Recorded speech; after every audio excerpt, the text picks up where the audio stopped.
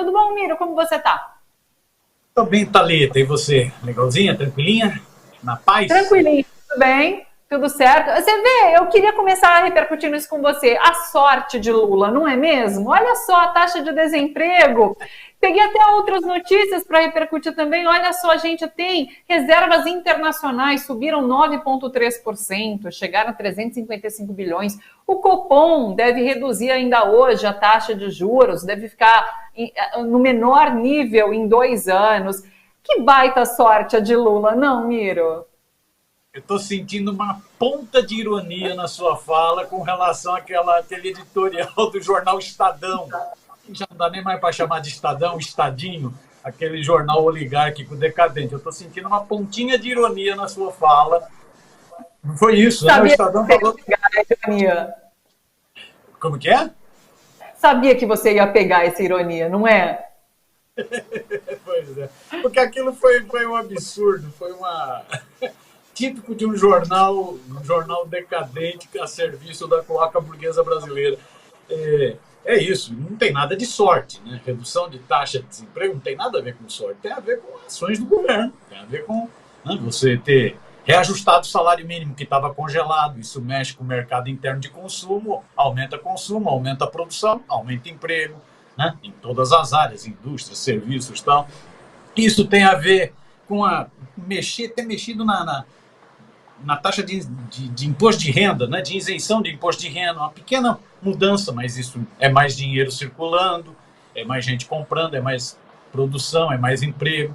Isso tem a ver com o programa Desenrola, que tirou várias pessoas que estavam penduradas, que não podiam ter crédito e tal, que agora vão para ter crédito e aí compram, isso gera emprego, né? Isso tem a ver com políticas públicas, você ter toda essa retomada de políticas públicas, Minha Casa Minha Vida, né? Mais médicos, né? Você vê só o número de médicos, né, que você teve nesse período, né, para atender a população mais carente. Então não tem nada de sorte. Isso tem a ver com políticas de governo, opções políticas do governo Lula. Isso é que está gerando emprego. Aqui duas observaçõezinhas, Thalita. Uma primeira observação é que isso tudo, essas boas notícias na economia, apesar da sabotagem que o Brasil continua sofrendo no Banco Central. Não se justifica ainda essa taxa de juros elevadíssimas no Brasil. Se a taxa de juros fosse menor, se essa taxa de juros fosse menor, você teria mais crédito, as pessoas poderiam acessar mais crédito, consumiriam mais, produziriam mais emprego ainda teria. Se a taxa de juros fosse menor, a dívida pública do governo diminuiria muito e isso permitiria mais políticas sociais, mais investimentos em obras, tal e tal. Então, essa melhora na economia é muito positiva e o dado do desemprego é o mais importante, na minha opinião, porque isso mexe com a vida das pessoas. Uma pessoa sem emprego, né, tem um belíssimo livro a partir de um estudo francês, é uma pessoa sem rumo, é uma pessoa sem perspectiva, né? É uma pessoa sem futuro, né? Ela fica totalmente pendurada, totalmente, né, sem perspectivas, né? Então, emprego é a questão decisiva, é a questão decisiva para as famílias. Então, esse dado é muito positivo, mas ainda temos o problema da política monetária ortodoxa de juros altos, ainda temos, mesmo com a mudança do teto de gasto para o arcabouço fiscal, ainda temos uma política de austericídio fiscal, né? Isso entrava, nós podíamos estar crescendo mais a economia, né? Cada PIB, cada 1% no PIB significa cerca de 600 mil empregos criados, né? Então, poderíamos estar crescendo mais, mas estamos ainda sofrendo essa sabotagem. Essa é uma observação. A outra observação é que também esses empregos a gente tem que ver como os trata. Você tem geração de emprego, mas num processo de muita rotatividade no Brasil. 2023 foi isso também. Então você tem milhões que são demitidos para milhões que foram admitidos. Então o número de admitidos foi maior do que os demitidos. Mas o número ainda é muito alto, ainda há muita rotatividade no emprego no Brasil, com um objetivo simples. O objetivo da rotatividade é reduzir salário. Você manda para fora os mais antigos para contratar mais novos, reduzindo o salário. Então, nós ainda temos muitos problemas no mundo do trabalho no Brasil. Ainda há muita precarização, muita pejotização, muita uberização, né? Então, ainda são problemas que a gente precisaria tratar no específico, no micro do mundo do trabalho. Mas o dado é altamente positivo. Estou esperando ver o editorial amanhã do Estadão, como que ele vai falar. Vai falar, nossa, esse cara é sortudo demais, esse Lula. Esse cara, eu ia usar uma expressão popular, mas não vou usar, não. Esse cara é muito sortudo. Muito sortudo, pois é. Lembrando que a reunião do Copom acontece hoje, após as 6 horas da tarde. A gente vai ter notícias, então, sobre essa redução da taxa de juros, mas é como você coloca, a expectativa é que fosse muito mais rápida essa queda, mas não, o Banco Central tem aí de 0,5% caído com a taxa, o que é muito lento. A gente poderia estar crescendo muito mais caso fosse o contrário. A Gleisi disse outro dia, é uma redução, é isso, a tendência é que a reunião de hoje do Copom, do Comitê de Política Monetária, reduza novamente em 0,5. É muito pouco, a taxa é muito alta, é a maior taxa de juros do mundo, não tem cabimento. A inflação está sob controle, está dentro inclusive desse teto da inflação, que é um absurdo esse teto, mas está dentro, né? Então não tem cabimento. É o que a Gleisi Hoffmann disse outro dia, essas reduções são a conta-gota, isso entrava a economia brasileira, né? Mas isso é a sabotagem do Banco Central. É essa palavra, é a sabotagem, né? Muita gente tem denunciado essa sabotagem do Banco Central, porque tem um bolsonarista ali à frente. Falando em bolsonaristas, queria falar sobre essa situação relativa à ABIN, né? A gente trouxe agora nas nossas notícias, essa inclusive fala do Correa, que é o chefe ali da ABIN, do ano passado, em que ele já tinha sido questionado sobre Moretti, que é o número 2, que agora foi demitido. Então, assim, já havia essa relação dele com o bolsonarismo, isso já tinha sido levantado. E não é a única pessoa bolsonarista a compor ali o governo. Há outros bolsonaristas ainda na estrutura do governo Lula. A gente tem conversado sobre isso durante essa semana, né? Que o governo Lula está tomando agora algumas ações para expurgar esses bolsonaristas do governo, mas não sei se numa velocidade adequada. E eu queria te ouvir um pouquinho sobre isso, sobre essa demissão, sobre a presença de bolsonaristas ali dentro do governo, principalmente na ABIN. Então, como que você está vendo essa situação toda, Miro? Então, Thalita, eu acho que aqui nós temos 2 problemas, no caso da ABIN e de outros órgãos também, mas no caso específico e gravíssimo da ABIN. Nós temos um problema de bolsonarismo infiltrado, né?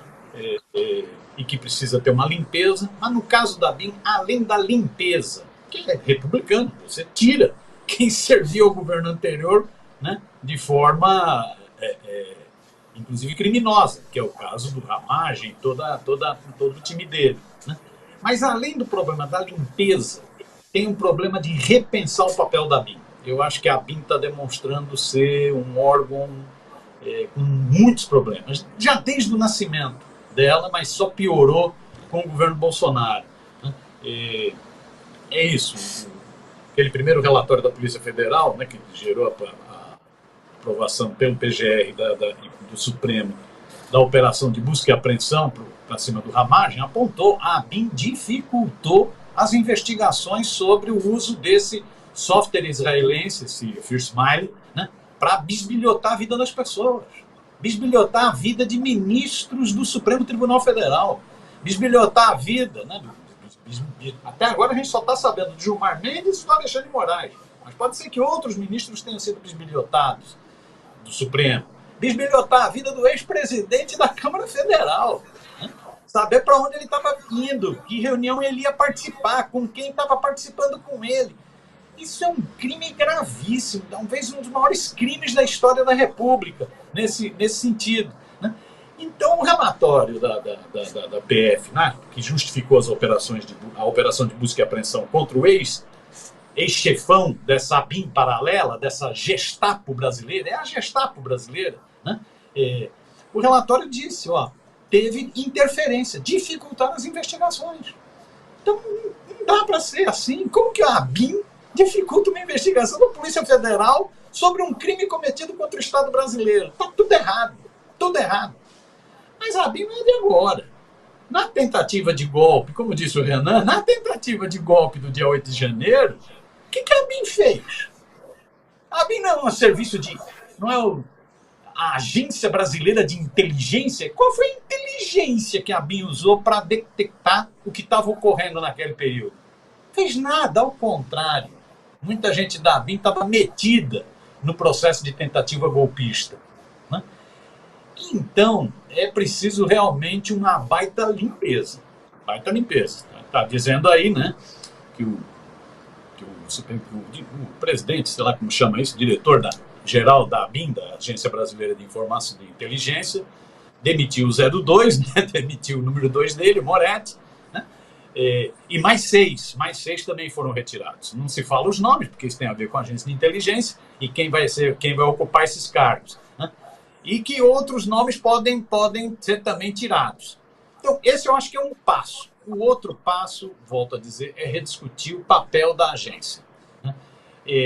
A agência, ela é fruto, né? Tem um belo estudo que saiu hoje, a agência ela é fruto do período da Guerra Fria, né? Pela Escola das Américas dos Estados Unidos, onde a Escola das Américas dos Estados Unidos estimulou todos os países aqui do continente a terem agências de inteligência em função do quê? Da Revolução Cubana, risco do socialismo. Essa era a orientação. Tem que ter agência de inteligência para vigiar dentro. Então, desde o início, essas agências de inteligência, elas se voltaram não para investigar, defender os interesses nacionais, né? Investigar, por exemplo, o crime organizado que o Lula falou aí, ajudar na investigação. Não foi para isso. Elas se voltaram para investigar os inimigos internos. É uma mentalidade militar. Bancada, estimulada pelos Estados Unidos com a Casa das Américas. Né? Ela foi criada, essas agências foram criadas com esse sentido.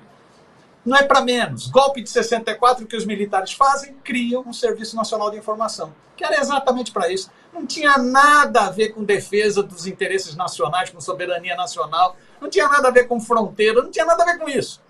Né? O SNI foi o quê? Foi um órgão de espionagem, né, de ficar de butuca, né? Foi um órgão de espionagem, de bisbilhotagem da vida dos brasileiros, né, para jogar na tortura, para levar para cadeia. Era esse o objetivo do SNI. Quando o Collor ganha, o Collor extingue o SNI. Né, 1990, o Collor extingue, ele ganhou em 89, extinguiu em 90. O Fernando Henrique, em 96, cria, então, para substituir a ABIN, que tinha sido extinta, cria a Agência Brasileira de Inteligência. Quando você vai nos objetivos da ABIN, os objetivos são defesa dos interesses nacionais, não é bisbilhotagem de brasileiros. Não está lá isso. Só que sempre tiveram muita vontade, é a cultura militar da Guerra Fria, né? Orientada, complexo de vira-lata, orientada pelos Estados Unidos. Né? Quando deu o golpe de 16, já começou a ter problemas na ABIN, já começaram a mexer na ABIN. Quando vem o fascista, aí o fascista não tem dúvida. O capetão, essa mistura de capeta com capitão, o capetão, ele não tem dúvida, ele instrumentaliza totalmente a ABIN. Até tem hoje uma brincadeira que não dá nem para chamar de ABIN paralela, era a ABIN mesmo, a que fazia toda essa espionagem, era a margem, era o superintendente da ABIN. Então não era nem paralelo, era o próprio chefão, orientado pelo general Heleno, porque a ABIN ficou no CGI. Deixa eu pegar esse gancho, você traz realmente com muita clareza essa questão dos militares relacionados à ABIN. E a gente tem agora o general Heleno, que era o ministro-chefe do Gabinete de Segurança Institucional, sobre o qual a ABIN respondia, né, estava sob o guarda-chuva. O ministro, agora general Heleno, ex-ministro, foi chamado pela Polícia Federal para depor. Depoimento que acontece agora no dia 6 de fevereiro sobre esse caso. E até agora havia essa grande dúvida porque ele estava sumido. Isso estourou, essa questão da ABIN estourou, a arapongagem, todo esse esquema, e o general Heleno ficou em silêncio, não se pronunciou, e agora finalmente ele é chamado a depor. Há alguma expectativa em relação a esse depoimento? Ele pode se manter calado, mas é isso, ele era o grande chefão por trás disso tudo. Pois é, Thalita, vamos ver o que vai. Para usar aquela brincadeira sua da ironia, com relação à sorte do Lula, do Estadão, é a mesma coisa o general Heleno. O general Heleno era um falante, adorava bravatear, adorava falar besteira, cantar, se gritar fica centrando, não fica um, adorava. Agora ele sumiu. Sumiu. Infelizmente acabou essa fuga dele, que agora ele foi convocado. Vamos ver o que ele vai falar. Ele teve atritos, porque esse negócio da BIM, ela foi instrumentalizada pelo Bolsonaro.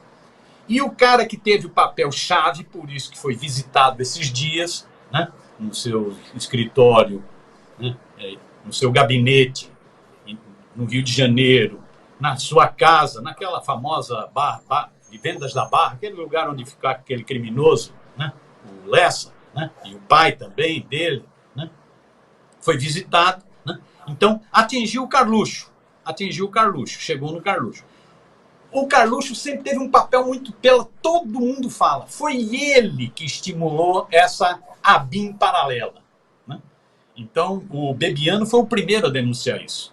Gustavo Bebiano não era qualquer um, Gustavo Bebiano era um empresário que se aproximou do Bolsonaro por convicções políticas, virou um puxa-saco do Bolsonaro, virou comandante da campanha do Bolsonaro a presidente em 2018, teve o cargo provisório de presidente do PSL, exatamente para comandar a campanha do Bolsonaro naquele partido, que era o partido de aluguel do Bolsonaro, na eleição de 18, virou ministro do Bolsonaro, ministro de relação direta, e em função de brigas com o Carluxo, entre outros, foi chutado pelo capitão. Né? O capitão largou mais um na estrada. Né? Depois ele, inclusive, morreu, teve um infarto, estava tristíssimo, teve um infarto. Mas antes de morrer, ele foi ao Roda Viva e ele falou, no Roda Viva, em 2020, ele falou o seguinte, eu alertei o presidente Bolsonaro que essa ideia de uma ABIN paralela, a primeira expressão ABIN paralela é dele, dessa ABIN paralela, isso é fria, isso vai dar problema no futuro, mas o presidente não sabe dizer não para o filho dele. O filho dele parece aqueles meninos mimados que ficam rolando no shopping, né? O presidente não sabe dizer não e o presidente vai fazer. E isso vai dar problema. Bebiano falou sobre isso. A Joyce Hasselmann, que foi líder do governo e também depois foi jogada para fora, virou oposição ao governo Bolsonaro, né? Teve um papel importantíssimo em criar todo esse clima da extrema-direita no Brasil e fazer o Bolsonaro chegar a presidente. A Joyce diz, como eu era líder do governo e tinha tido um papel muito importante, ela é um pouco vaidosa, eu entrava no gabinete da presidência a hora que eu queria, sem avisar, sem nada. Teve uma ocasião que eu entrei e estava lá o presidente Jair Bolsonaro conversando com o general Heleno. E quando eles me viram, eles pararam de conversar. Mas eu peguei uma fatia da conversa e era a BIM paralela.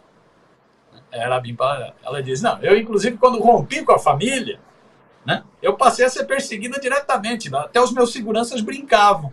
Quando eu ia em algum canto, os meus seguranças brincavam, a turma da BIM já está aí. Olha para onde chegou a BIM. Olha onde chegou a BIM, a doença dessa família. Quem era o chefe do Ramagem? A BIM estava exatamente vinculada ao Gabinete de Segurança Institucional. Por isso, vamos ouvir agora. O Heleno, talvez ele é malandro, ele é espertinho, né? É matreiro. Talvez ele vá dizer o que ele disse na ocasião, que ele divergiu do Carlos Bolsonaro. E aí vai ficar quieto. Aquilo é malandro. Né? Aquilo é malandro, ele só é corajoso quando está com poder. Né? Talvez ele vá dizer isso. Já estão dizendo que essa vai ser a fala dele semana que vem. Não, eu sempre discordei desse negócio. Vai jogar batata quente pro Carluxo. Né? Agora, é isso. Então, eu acho que há necessidade, só voltando, desculpa, Thalita, acabei. Há necessidade de uma limpeza, ver exatamente quem são essas pessoas que ficaram lá, que servem ao bolsonarismo, não servem ao Estado brasileiro. Isso não é perseguição política, não. Isso é ver quem está sabotando o trabalho lá dentro de uma agência de inteligência. Então, há necessidade disso. Então, essa decisão do Moretti de mais 6 diretores, né, caminha nesse rumo. Né? Mas há necessidade, no meu entender, de uma discussão mais ampla sobre o papel de uma agência de inteligência. Você pega no G20, todos os países do G20 têm agência de inteligência. Algumas dessas agências, inclusive, são muito famosas. CIA. A CIA é muito famosa. Mas é isso, a CIA atua exatamente para defender os interesses imperialistas dos Estados Unidos diante de outras nações. É isso que é o serviço de inteligência. É isso? Né? Você tem o serviço de inteligência de Israel, que é outro poderosíssimo, Mossad. Você tem o serviço de inteligência do Reino Unido, MI6 ou MI5. Né? Você tem o serviço de inteligência russo.